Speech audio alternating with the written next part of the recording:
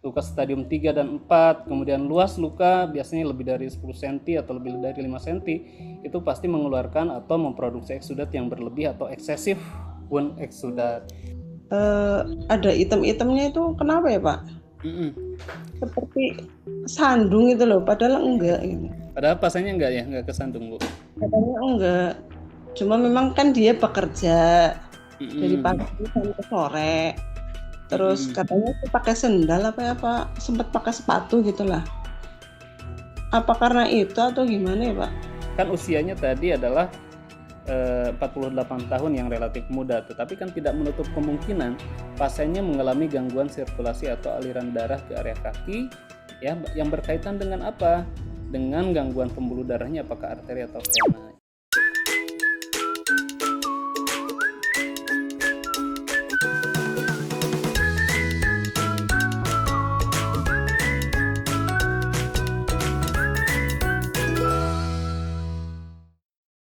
Oke, baik. Alhamdulillah bisa bertemu kembali dengan Bapak Ibu di sesi Medcovazin Academy yang keberapa ya Bu Evi ini ya? Karena ini udah bulan ke-10, setiap bulannya itu udah 4, berarti udah ke-40 kali nih, Pak. Oke, baik. Itu sudah sangat sering sekali ya kita berdiskusi dengan luka, ditemani oleh para pakar, ada Pak Kana Fajar, ada Pak Khairul Bahri, dan juga Bu Widasari ya.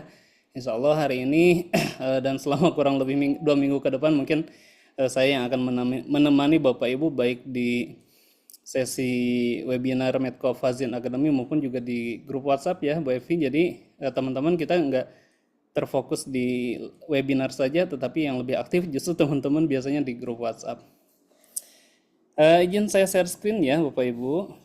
Udah muncul belum Bu Evi? Sudah, Pak.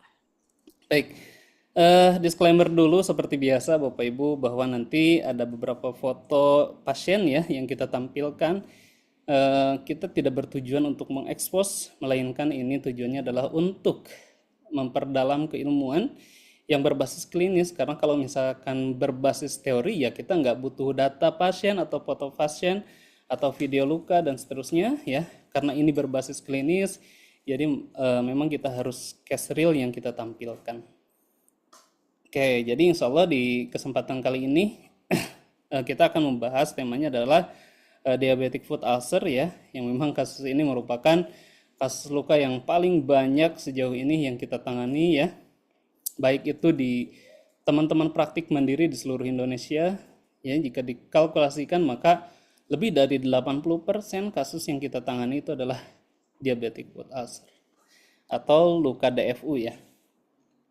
Nah, berbicara diabetic foot ulcer, kita akan kembali ke salah satu konsep yang diperkenalkan ya di wound internasional, namanya adalah wound balance ya. Kalau balance itu banyak sekali ya kategori-kategori yang kita butuhkan, salah satunya adalah moisture balance. Nah, kalau di sini kita akan kenalkan salah satu konsep yang menarik yang nanti juga akan berkaitan dengan kasus yang akan kita bahas hari ini, yaitu adalah wound balance ya. Wound balance ini tujuannya adalah untuk kita lebih mampu mengidentifikasi masalah-masalah yang muncul pada luka. Yang terus terang Bapak Ibu, setiap kasus luka itu yang kita tangani memang selalu pertama adalah kompleks, kedua dari setiap kasus itu pasti berbeda ya. Jadi kasus luka itu adalah unik. Jadi setiap individu atau setiap kasus luka ya kayak kita merawat bayi gitu Bapak Ibu ya. Jadi pasti treatmentnya akan berbeda, karakteristiknya berbeda, manajemennya berbeda dari satu dengan yang lainnya. Nah, untuk memudahkan hal tersebut, salah satunya adalah WWHS 2025 mengeluarkan konsep yang bernama wound balance. Pertama kali dikenakan di tahun 2023 ya. Berpindah dari managing wound menjadi healing wound. Karena yang kita harapkan dari kondisi luka, bahkan mungkin beberapa pembahasan kali sebelumnya Bapak Ibu ya, terkait dengan stuck wound healing yang sempat dibahas juga oleh Pak Khairul Bahari, itu mengenalkan metode atau kita memperdalam sebuah metode ya, studi kasus atau studi klinis penanganan pada luka-luka yang stuck wound healing atau delay wound healing gitu ya. Nah, makanya ini adalah tujuannya untuk mempercepat proses penyembuhan luka pada non healing wound ya. Jadi luka-luka yang memang berhenti proses penyembuhannya ditangani dengan expertise dari Bapak Ibu semuanya, para ahli perawatan luka, sehingga luka yang tadinya non healing wound bisa disembuhkan ya dengan wound balance. Di sini ada 3 komponen ya. Ada clinical practice balance, ada patient care balance, juga wound balance itu sendiri ya, yang kita kenal dengan manajemen wound healing atau stuck atau delay wound healing ya. Untuk optimalisasi bagaimana caranya mengoptimalkan seluruh komponen penyembuhan luka, terutama growth factor ya atau biomarkers untuk proses penyembuhan luka. Selain itu ada lagi manajemen eksudat yang optimal, karena memang kita ketahui bahwa luka kronik Bapak Ibu pasti itu mengalami prosesnya pengeluaran ataupun produksi eksudat yang berlebih ya, terutama luka-luka yang terbuka, luka stadium 3 dan 4, kemudian luas luka biasanya lebih dari 10 cm atau lebih dari 5 cm, itu pasti mengeluarkan atau memproduksi eksudat yang berlebih atau eksesif wound eksudat. Nah makanya penting bagi kita juga untuk melakukan upaya manajemen daripada perawatan lukanya dengan konsep moisture balance. Jadi kalau misalkan eksudatnya berlebih diabsorb, kalau eksudatnya kurang atau lukanya kering maka dilembabkan. Nah beberapa waktu lalu saya ikut juga kegiatannya Pak Boy ya, Perhimpunan atau Persatuan Bedah Ortopedi Indonesia Jawa Barat ya, dan memang memperkenalkan salah satu namanya alat adalah negative pressure wound therapy untuk diimplementasikan pada luka-luka kronik yang eksudatif atau eksudatnya banyak. Itu salah satu teknologi Bapak Ibu yang untuk melakukan proses atau mendukung upaya proses penyembuhan yang lebih optimal. Nah kemudian ya, early intervention. Biasanya kita perawatan luka itu akan mengalami prosesnya penundaan penyembuhan. Itu yang terjadi adalah delay wound healing di fase inflamasi, biasanya inflamasinya memanjang. Terus yang kedua, pada saat luka sudah mulai dia akan siap untuk proses proliferasi, itu di awal biasanya terhambat oleh 2 faktor. Pertama adalah jaringan mati, yang kedua adalah infeksi. Makanya kalau kita konsepnya di perawatan luka, teman-teman yang dikenal mungkin ada namanya TIME ya. TIME itu tissue management infection control. Jadi dua poin penting di awal ya, makanya dilakukan 2 minggu pertama Bapak Ibu ya, sejak luka terbentuk. Nanti kasusnya juga yang akan kita bahas, kita akan fokus ke situ.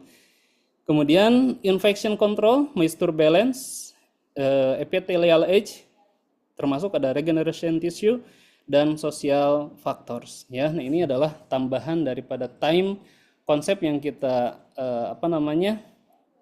sering bahas ya Bapak Ibu. Nah namanya adalah timers. Nah ini beda bahasa saja atau beda istilah saja yang dikenakan oleh wound balance ini. Tujuannya sama, tetap dia berfokus ke manajemen perawatan luka agar penyembuhan luka kronik ini menjadi optimal gitu Bapak Ibu ya. Kemudian fokus lain, ada istilah juga biomes, blood flow, infection, offloading, metabolic, exudat, dan sosial untuk asesmen awal. Nah biasanya memang dilakukan wound assessment kalau kita di perawatan luka dikenal dengan juga Wiener Scale Bapak Ibu, pengkajian perawatan luka. Ya mungkin bagi teman-teman yang belum ikut pelatihan CCCA atau CCCA ya, ini masih asing gitu ya. Ada istilahnya namanya predictable wound healing atau expected death ya, waktu penyembuhan luka, perkiraan waktu penyembuhan luka yang kita bisa hitung menggunakan skala penyembuhan atau skala pengkajian, yaitu adalah Wiener Scale yang kita adopt dari BWAT atau Bates Janssen Wound Assessment Tools. Nah kemudian fokusnya wound balance juga pada deteksi red flags ya, terutama metode debridement yang optimal dan tepat. Nah makanya nanti kita juga akan melihat apa sih debridement, karena T kan tissue management itu berkaitan dengan debridement, apa yang bisa dioptimalkan di perawatan luka ini. Ya, balik lagi. Kemudian yang selanjutnya adalah patient care balance ya. Biasanya optimalnya pada assessment dan diagnosis. Tadi assessmentnya adalah menggunakan Wiener Scale tadi, diagnosisnya untuk menentukan treatment atau manajemen, timers tadi. Kemudian fokus pada quality of life ya Bapak Ibu. Jadi kalau misalkan kita lihat pasiennya, makanya tadi ada social factors ya. Ya social factors ini hubungan dia dengan lingkungannya, dengan keluarganya, dan juga eh, kondisi psikis yang berkaitan dengan luka, ya, termasuk produktivitas dan finansial. Ya, itu kita perlu kaji juga karena memang asuhan perawatan luka ini harus komprehensif dan holistik. Nah, kemudian ada lagi clinical practice balance. Ya, ini biasanya decision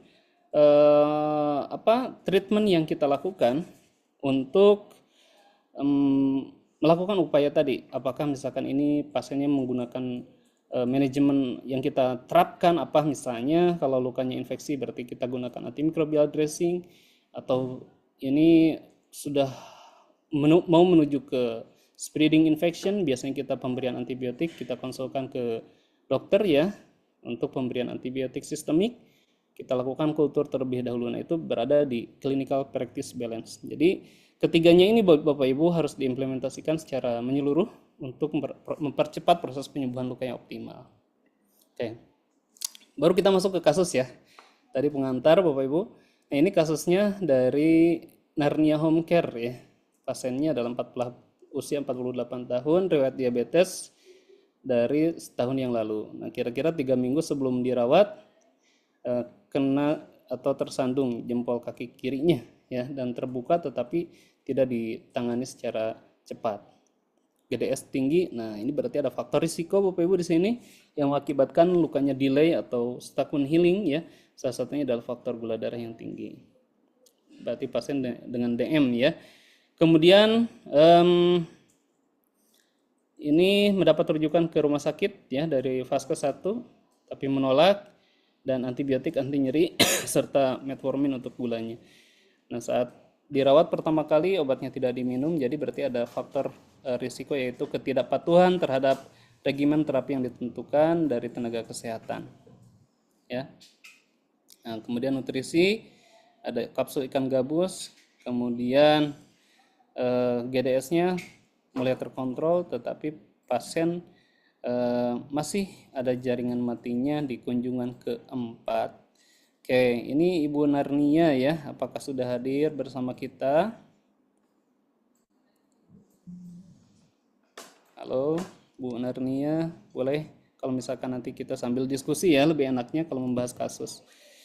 Nah, kira-kira mungkin pertanyaannya apa yang bisa dilakukan ya. Nah, ini kunjungan berikutnya di tanggal 19 ya sudah mulai tampak agak dalam. Artinya agak dalam di sini, wound bednya mulai dikejar tetapi masih ada jaringan nekrotik dan juga slav.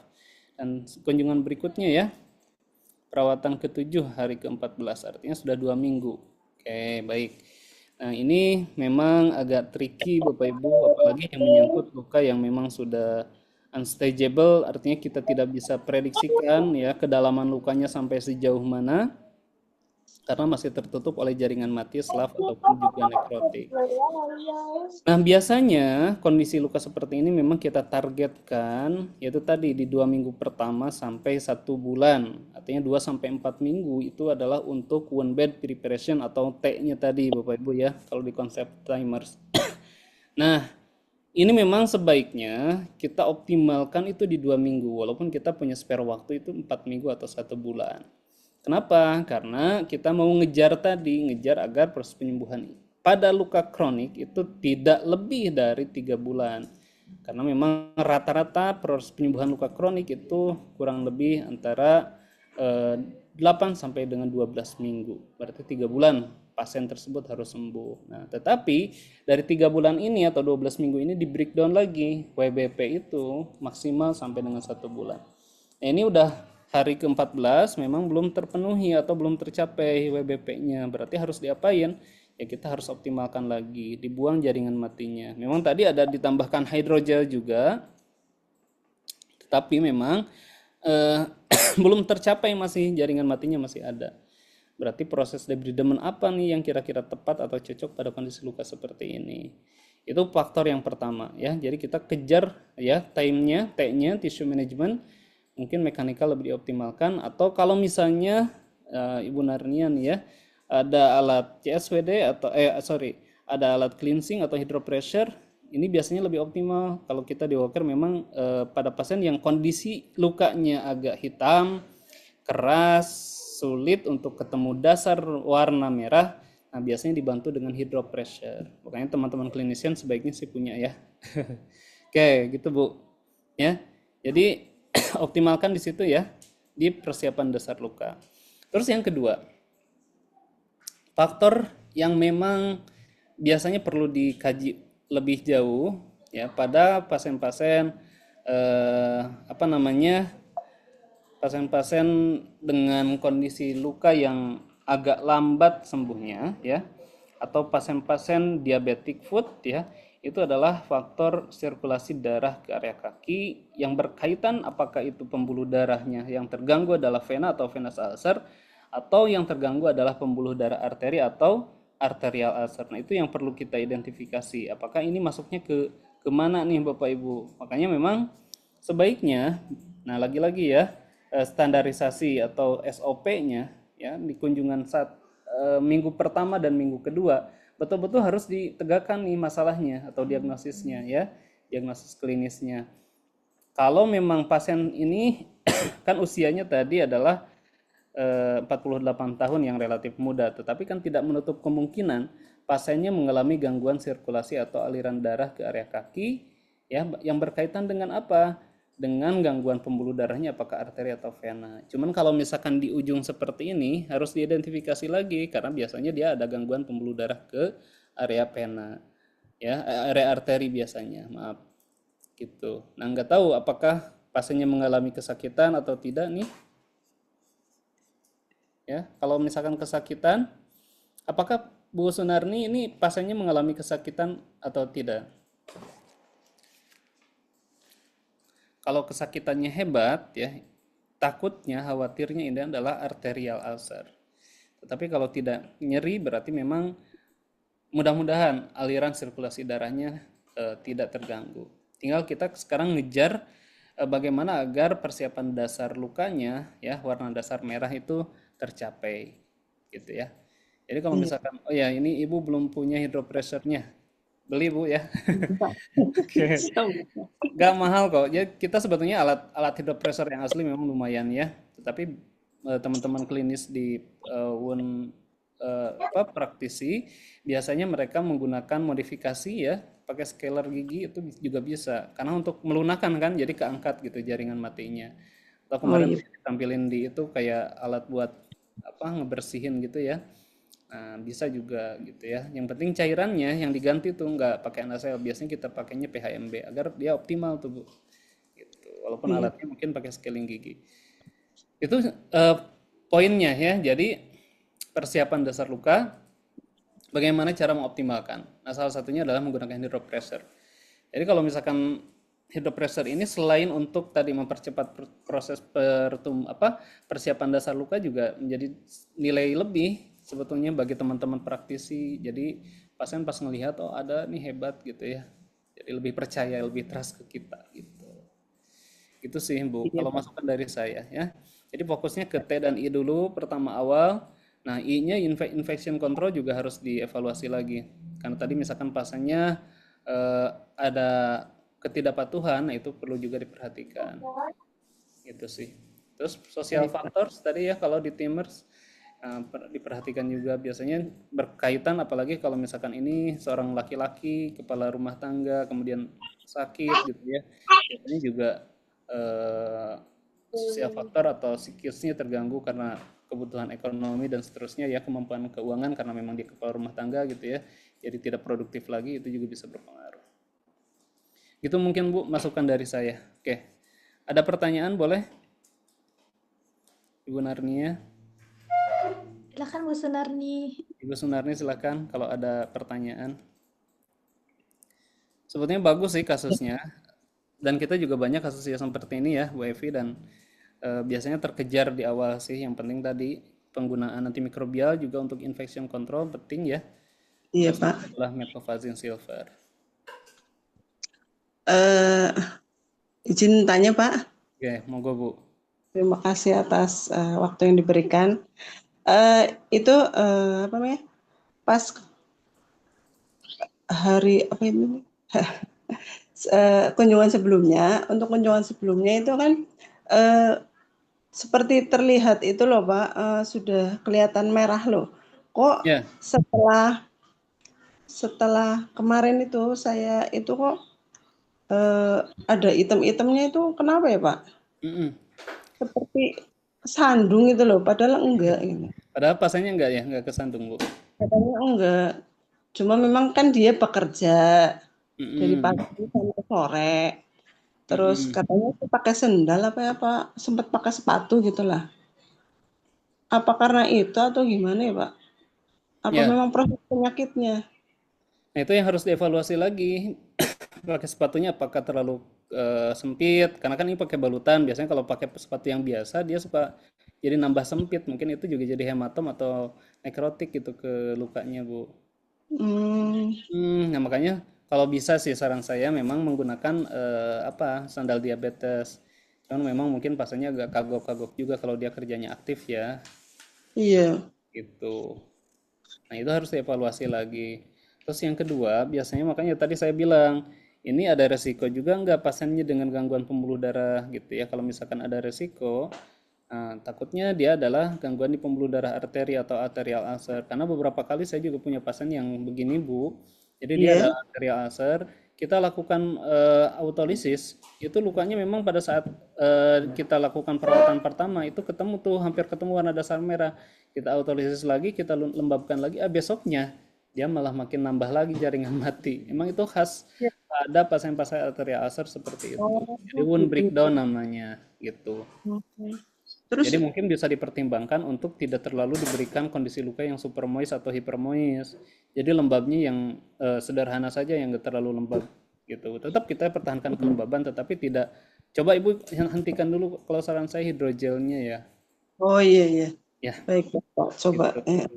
Coba nanti besok dievaluasi lagi. Terus tadi berarti alas kakinya yang harus di Iya, evaluasi lagi, dikaji lagi kalau misalkan ada tekanan ya, karena ini kan ujung jari gitu ya, pasti iya, dia jadi tumpuan gitu ya, iya. harus dilihat. Iya, memang saya tanyakan, ini ada sakit enggak? Kata kata dia enggak. Waktu pas apa namanya itu, tak ambilin debridemen pas ambilin itu jaringan matinya, emang kan agak ketarik-tarik, itu katanya agak sakit. Tapi ketika biasa sih katanya enggak. Iya, ya mungkin karena masih muda kali ya, jadi toleransi eh, arterinya masih bagus, masih nggak terlalu berat kayak pada pasien-pasien lansia gitu ya. Tapi Ya, pasiennya merokok nggak, Bu? Maaf. enggak, Oh, nggak juga ya. enggak merokok.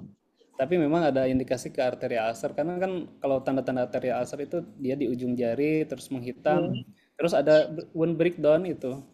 iya, iya, iya. Ya kalau Kayaknya misalkan tambah dalam ya. alat IBPI mungkin bisa dilakukan pemeriksaan IBPI dulu, Bu. Narni. Iya.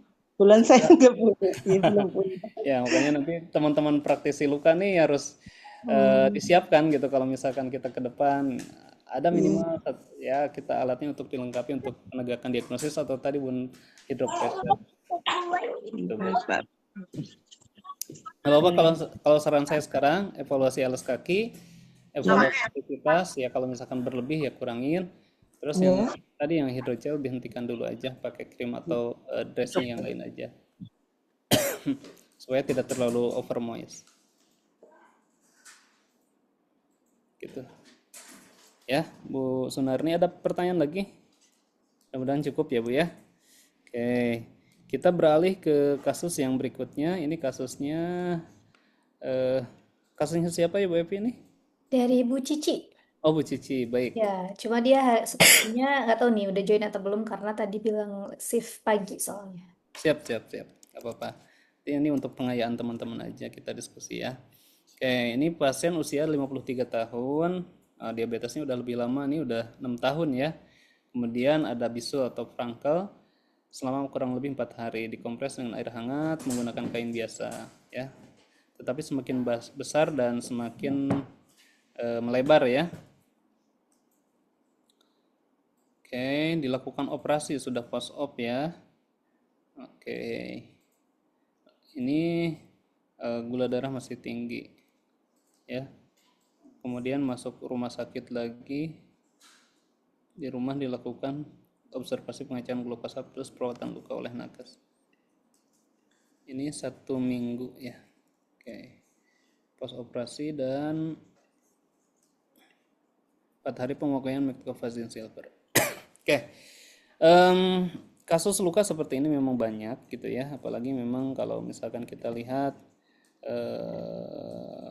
apa, bisul ini biasanya dipengaruhi oleh juga kondisi kebersihan ya, kebersihan lingkungan, kebersihan dirinya, higiennya ya, yang kurang biasanya muncul seperti ini. Apalagi ditambah dengan adanya diabetes menjadi salah satu faktor pemberat juga gitu kan. Nah, sama konsepnya tadi ya di awal bahwa kita lakukan T dan I, tissue management dan infection control, karena ini udah jelas sekali ya bahwa pasiennya mengalami infeksi. Dan perlu kita tandai ini Bapak Ibu, kalau misalkan infeksi seperti ini atau hiperemi, ini fotonya kurang lebar. Biasanya saya tandai dengan menggunakan marking ya, pakai spidol aja untuk kita kasih batas nih hipereminya atau eritemanya sejauh mana gitu ya. Untuk apa? Untuk dievaluasi di kunjungan berikutnya, apakah kemerahan ini bertambah, stuck, atau segini-gini aja nggak berubah, atau dia berkurang. Nah, berarti kalau misalkan kita evaluasi di kunjungan berikutnya, ternyata kemerahannya ini bertambah, berarti infeksinya yang masih meluas, artinya tidak tertangani. Akan tetapi harapannya ini bisa berkurang di kunjungan berikutnya, berarti treatment yang kita lakukan, terutama penggunaan tadi meclofazine silvernya efektif terhadap penurunan infeksi. Nah, kalau infeksinya makin meluas, berarti kita nggak bisa hanya mengandalkan antimikrobial dressing, melainkan kita harus tambahkan dengan antibiotik sistemik. Kita bisa konsulkan ya ke dokter, ya kalau kita sebagai perawat luka, kita konsulkan ke dokter untuk pemberian antibiotik sistemik. Ya, syukur-syukur kalau misalkan di tempatnya UCC nih ada misalkan kerjasama laboratorium untuk pengambilan atau pengecekan kultur. Karena kita pasiennya habis rujuk balik ya ke Paskes 1. Jadi memang T dan I ini di awal ya Bapak Ibu, selain juga tadi faktor-faktor yang lain, nutrisi dan seterusnya yang kita perhatikan. Gitu ya. Ini dievaluasi saja, habis ini kan baru 1 minggu. Biasanya juga manajemen tadi T dan I harus optimal di 2 minggu pertama terjadi kita melakukan proses perawatan luka. Gitu Bu Evi, mungkin pembahasan kasusnya cukup menarik Bapak Ibu, jadi mudah-mudahan bisa menambah atensi dan insight yang lebih untuk teman-teman semuanya. Siap. Terima kasih banyak Nurse Agung untuk pembahasan dari 2 kasus ini. Ya, Yang mungkin yang boleh saya rangkum sedikit adalah tetap ya dari 2 kasus itu kita akan kembali lagi ke prinsip dari manajemen perawatan luka ya Nurse Agung ya, dengan konsep time tadi ya, tissue management, betul. infection control, moisture balance sama epithelial edge ya. Jadi jika memang dasar lukanya memang belum tercapai dengan baik ya, belum sampai dengan achieve, maka dari tissue management itu yang perlu untuk tetap dikejar ya. Tadi waktu pengejarannya adalah paling tidak itu 2 sampai 4 minggu ya Pak Agung ya.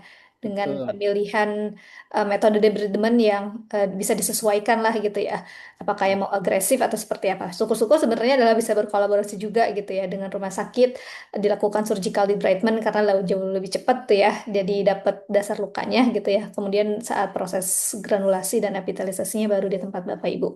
Tapi kalau itu ternyata tidak bisa dilakukan gitu ya, maka dari itu adalah tadi pemilihan dari debridement-nya harus benar-benar diperhatikan dengan baik supaya tadi 2 sampai 4 minggunya itu bisa tercapai. Sama satu lagi tadi ternyata dari beberapa minggu ini salah satu hal yang perlu dilakukan adalah salah satu tes diagnostik yang harus kita lakukan itu adalah cek EBPI ya.